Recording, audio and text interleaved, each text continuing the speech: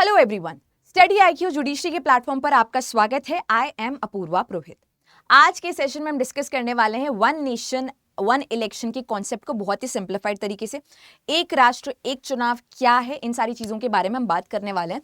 But उससे पहले मैं आपको बताना चाहती हूँ कि these are my social media handles that you can connect with for doubts, for queries. इसके अलावा अगर कोई लीगल अपडेट चाहिए, क्लास का अपडेट चाहिए, तो भी आप मेरे साथ में जुड़ सकते हैं।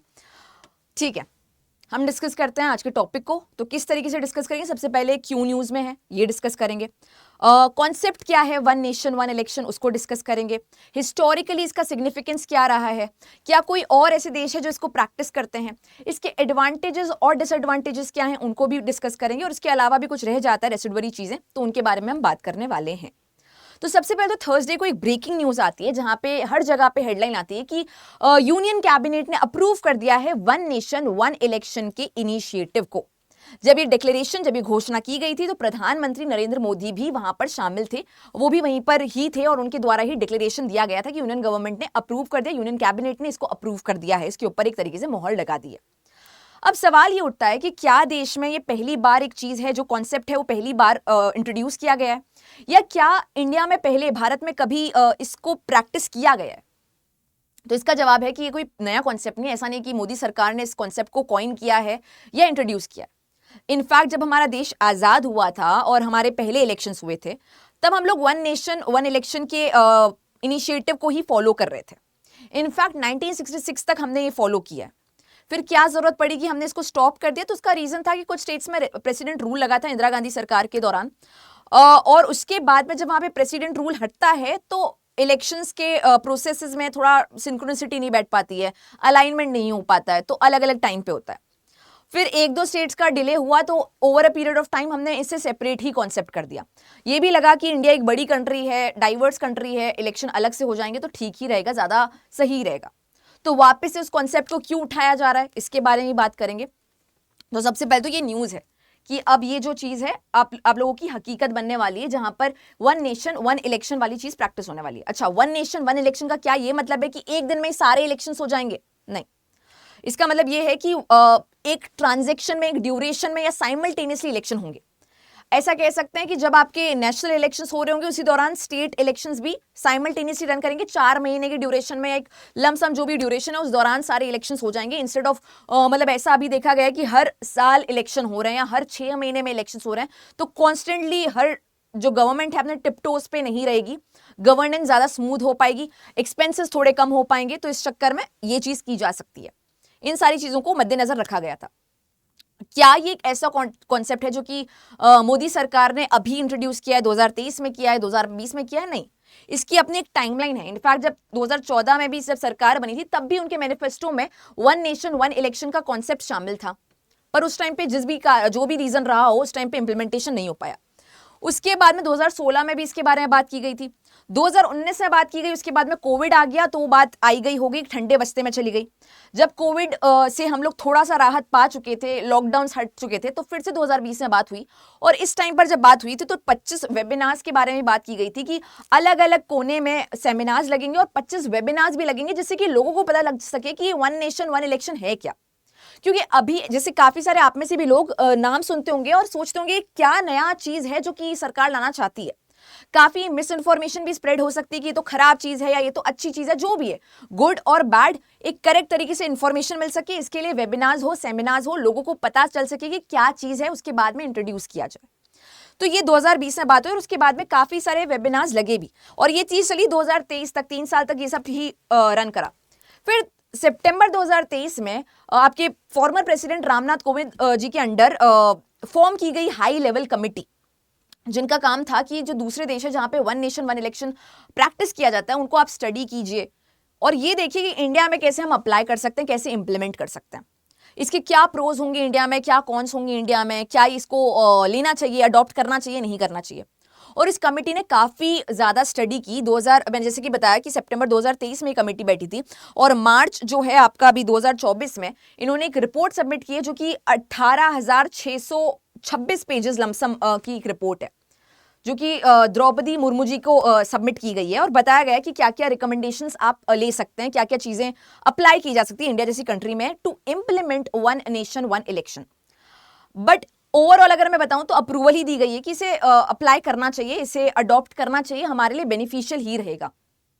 ये थोड़ी सी सरफेस लेवल इंफॉर्मेशन हो गई। हम पहले समझते हैं कि अभी इंडिया में इलेक्शन होते किस तरीके से और किस तरीके से इलेक्शन हम करना चाहते हैं। तो आपके जो एज ऑफ नाउ इलेक्शंस होते हैं वो एक सेंटर वाले इलेक्शन होते हैं जो कि election commission of India conduct करवाता है ना। इसमें आपके जो लोकसभा के इलेक्शंस है उसमें आप जनरली पार्टिसिपेट करते हो। इसके अलावा जो बाकी के इलेक्शंस है, राज्यसभा की बात कर लें, प्रेसिडेंट वाइस प्रेसिडेंट की बात करें, तो उसमें आपका एक्टिव रोल नहीं होता, वो इनडायरेक्ट इलेक्शंस की श्रेणी में आते हैं। स्टेट इलेक्शन की बात करें तो लेजिस्लेटिव असेंबली के इलेक्शंस में एमएलए को जब आप इलेक्ट करते हो तो आपका एक एक्टिव रोल रहता है। तो यहाँ पे एमएलए के लिए आप वोट देने जाते हो, एमपी के लिए आप वोट देने जाते हो, लोकसभा के इलेक्शन होते हैं तब। इसके अलावा आपकी तीसरा भी लोकल बॉडीज का इलेक्शन होता है जो कि स्टेट इलेक्शन कमीशन के द्वारा किया जाता है, और यहाँ पे पंचायत या फिर म्युनिसिपैलिटी के इलेक्शन में आप वोट देते हैं। या फिर मैंने इसलिए बोला क्योंकि जो ग्रामीण क्षेत्र है वो पंचायत के लिए वोट देते हैं, जो थोड़ा सा टाउन या फिर बड़े शहर हो चुके हैं वहां पे म्युनिसिपैलिटीज के लिए आप वोट देने जाते हो। तो आप कहाँ रहते हो, आपका क्षेत्र कौन सी कैटेगरी में फॉल करता है, वो डिपेंड करता है। ये दोनों ही इलेक्शन कमीशन ऑफ इंडिया के द्वारा कंडक्ट किए जाते हैं, ये स्टेट इलेक्शन कमीशन के द्वारा कंडक्ट किए जाते हैं। काफी लोगों के मन में ये डाउट होता है कि स्टेट इलेक्शन जो है वो स्टेट इलेक्शन कमीशन के द्वारा होते होंगे, तो ऐसी कोई बात नहीं है। तो ये जो तीन तरीके से आपके इलेक्शंस होते हैं ये अलग अलग टाइमलाइंस पे होते हैं। कभी जो सेंट्रल लेवल का लोकसभा के इलेक्शंस एक अलग टाइम पे चल रहे हैं, स्टेट के अपने अपने इलेक्शंस चलते हैं, और जो लोकल बॉडीज के इलेक्शन होते हैं वो एक अलग टाइमलाइन पे चलते हैं। अब इससे होता ये है कि बहुत ज़्यादा एक तो पैसा लगता है, बहुत सारे रिसोर्सेज लगते हैं हर पार्टी के, हर सरकार के, बेसिकली काफ़ी सरकार के भी लगते हैं, पार्टीज के भी लगते हैं, ओवरऑल रिसोर्सेज काफ़ी वेस्ट होते हैं। इसके अलावा एक और चीज़ होती है कि सरकार हमेशा टिपटोज पे रहती है कि इलेक्शन आने वाला है, और ये ठीक है, कोई बात नहीं, टिपटोज पे रहना चाहिए, पर एक प्रॉब्लम है इसमें कि जब भी इलेक्शन आने वाला होता है ना तो आप बहुत सारी चीजें स्ट्रैटेजिकली करते हो। फॉर एग्जांपल मेरे पास में अभी एक पॉलिसी है जो मैं इंट्रोड्यूस करना चाहता हूं एज अ गवर्नमेंट, पर मैं नहीं करूंगा क्योंकि मैं वेट कर रहा हूं कि जब इलेक्शन होगी तब इसका इस्तेमाल किया जाएगा।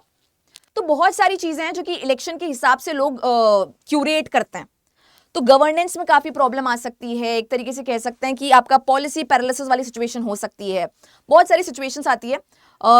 फाइनेंशियल रिसोर्सेज लगते हैं, वो एक अपने आप में एक अलग चीज़ है। गवर्नेंस में जो प्रॉब्लम आती है वो अपने आप में एक अलग चीज़ है। तो ये सारे प्रॉब्लम्स को फिक्स करने के लिए हमें एक ही इलेक्शन कंडक्ट करवाना चाहिए।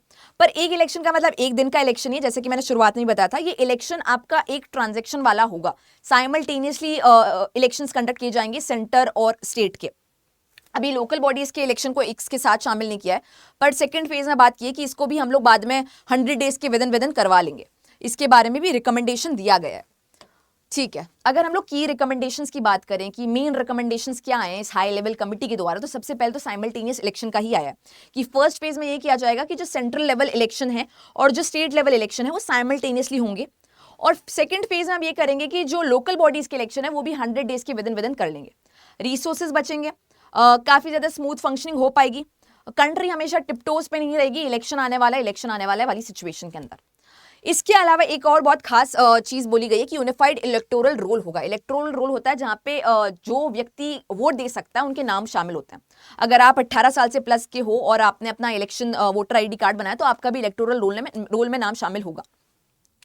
तो ये इलेक्टोरल रोल पहले इस तरीके से होता था कि आपके जो एमपीज के इलेक्शन होते हैं उसका एक अलग इलेक्टोरल रोल बनता था, लेकिन जो आपका एमएलए वाला इलेक्शन होता था उसका एक अलग बनता था, लोकल बॉडीज के लिए अलग बनता था।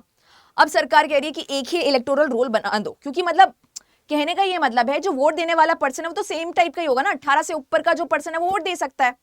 तो ऐसे अलग अलग लिस्ट बनाने का क्या मतलब है, ज्यादा टाइम वेस्ट हो रहा है, ज्यादा रिसोर्सेज वेस्ट हो रहे हैं। तो एक इलेक्टोरल रोल बनाना भी is more than sufficient only. इसमें बस एक प्रॉब्लम आएगी कि स्टेट इलेक्शन कमीशन को भी कोऑर्डिनेट करना पड़ेगा यहाँ पे इलेक्शन कमीशन के साथ ही, और इनको एक तरीके से कोऑपरेट करके वर्क करके ये बनानी पड़ेगी। अच्छा, इलेक्टोरल रोल एक ऐसी चीज है जो कि डायनेमिक चीज है, बदलती रहती है।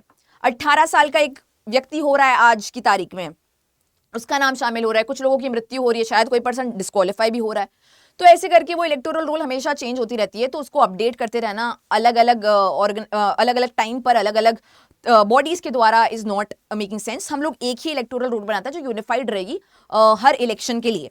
ये रिकमेंडेशन दूसरा था। तीसरा, कॉन्स्टिट्यूशन में कुछ मेजर अमेंडमेंट करने पड़ेंगे ये सारी चीज़ों को शामिल करने के लिए। किस तरीके से इसको इंप्लीमेंट किया जाएगा, किस बॉडी के पास क्या पावर रहने वाली है, और भी बहुत सारे इंप्लीमेंटेशन इश्यूज जो हैं उसको हम लोग कॉन्स्टिट्यूशन अमेंडमेंट में कॉन्स्टिट्यूशन में संशोधन करके बता देंगे, एक्सप्लेन कर देंगे। ये सारी चीज़ें बताई गई है। इसके अलावा ये भी बताया गया क्योंकि अब एक ही इलेक्शन होगा तो ज्यादा इक्विपमेंट और ज्यादा वर्कफोर्स की भी जरूरत पड़ेगी, तो वो भी रिकमेंडेशन में बताया गया है कि ये चीज करनी पड़ेगी अगर हमें प्रॉपर तरीके से वन नेशन वन इलेक्शन को इंप्लीमेंट करना है, नहीं तो सही से इंप्लीमेंटेशन हो नहीं पाएगा। इसके अलावा और भी काफी सारे सुझाव थे, बट मैंने आपको की सुझाव बताए, यहाँ पे की रिकमेंडेशन बताई है जो कमेटी बैठी थी उनकी।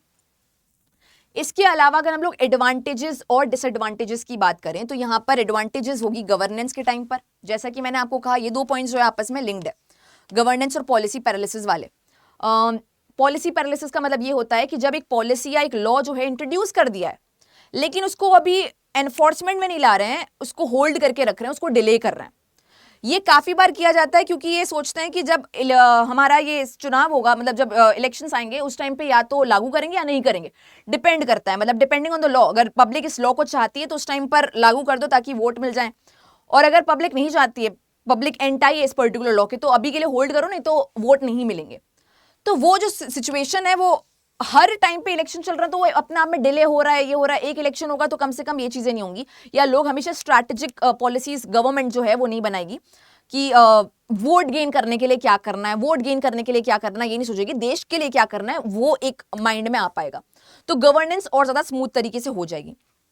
फाइनेंशियल एस्पेक्ट, जैसे कि मैंने कहा कि एक इलेक्शन होगा या एक ट्रांजैक्शन में इलेक्शन होगा तो रिसोर्सेज कम ही खर्च होंगे। जो एडवर्टाइजमेंट आप करते हो, जो दुनिया भर की चीजें की जाती है, जितने भी रैलीज निकलती है, वो सारी की सारी चीजें एक टाइम पे होगी, तो बार बार वो रिसोर्सेज नहीं वेस्ट होने वाले हैं।